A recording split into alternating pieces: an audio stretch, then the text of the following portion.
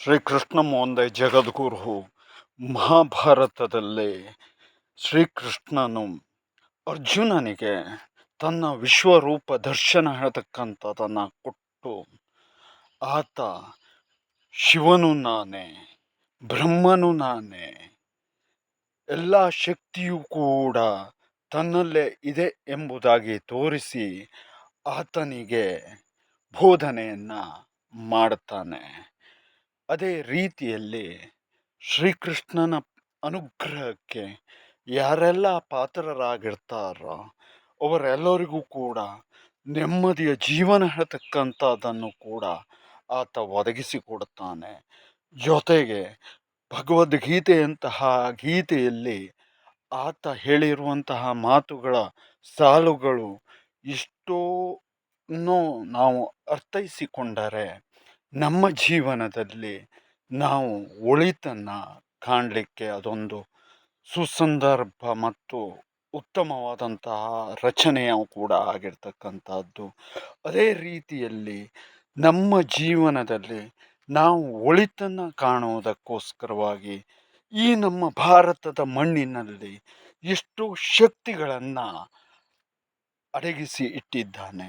ಮತ್ತು ಅಷ್ಟೇ ಅಲ್ಲದೆ ನಮ್ಮ ಭಾರತ ದೇಶದ ಮಣ್ಣಿನಲ್ಲಿ ಒಂದು ಅದ್ಭುತವಾದಂತಹ ಶಕ್ತಿ ಇದೆ.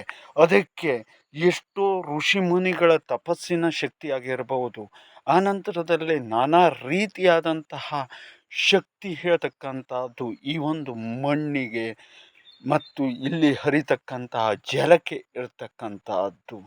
ಜೊತೆಗೆ ವಿಶ್ವಾಂಭರನ ಒಂದು ಅನುಗ್ರಹದಿಂದಾಗಿ ನಾವೆಲ್ಲರೂ ಕೂಡ ಚೆನ್ನಾಗಿ ಇರಲಿಕ್ಕೆ ಸಾಧ್ಯತೆ ಉಂಟು.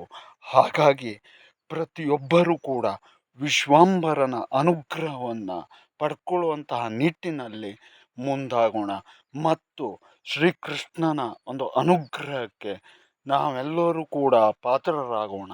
ಜೊತೆಗೆ ಆತನ ಇಂದಾಗಿ ನಾವು ಕಲಿತಕ್ಕಂಥದ್ದು ಎಷ್ಟೋ ಇರ್ತಕ್ಕಂಥದ್ದು. ಹಾಗಾಗಿ ಭಗವದ್ಗೀತೆಯಲ್ಲಿ ಇರ್ತಕ್ಕಂತಹ ಸಾಲುಗಳನ್ನು ನಾವು ಅರ್ಥೈಸಿಕೊಳ್ಳೋಣ. ಜೊತೆಗೆ ಸುಬ್ರಹ್ಮಣ್ಯನ ಅನುಗ್ರಹಕ್ಕೂ ಕೂಡ ಪಾತ್ರರಾಗೋಣ. ಇದೇ ನಾಳಿನ ದಿವಸದಲ್ಲಿ ಚಂಪಾ ಸೃಷ್ಟಿ ಹೇಳ್ತಕ್ಕಂತಹದ್ದು ಬರ್ತಾ ಇದೆ. ಇದು ಒಂದು ಸೃಷ್ಟಿಯ ಅಂಗವಾಗಿ ಸುಬ್ರಹ್ಮಣ್ಯ ಸ್ವಾಮಿಯ ಅನುಗ್ರಹಕ್ಕೆ ನೀವೆಲ್ಲರೂ ಪಾತ್ರರಾಗೋಣ. ಜೊತೆಯಲ್ಲಿ ಆದಷ್ಟು ಸುಬ್ರಹ್ಮಣ್ಯ ಸ್ವಾಮಿಯ ಧ್ಯಾನವನ್ನು ಮಾಡೋಣ.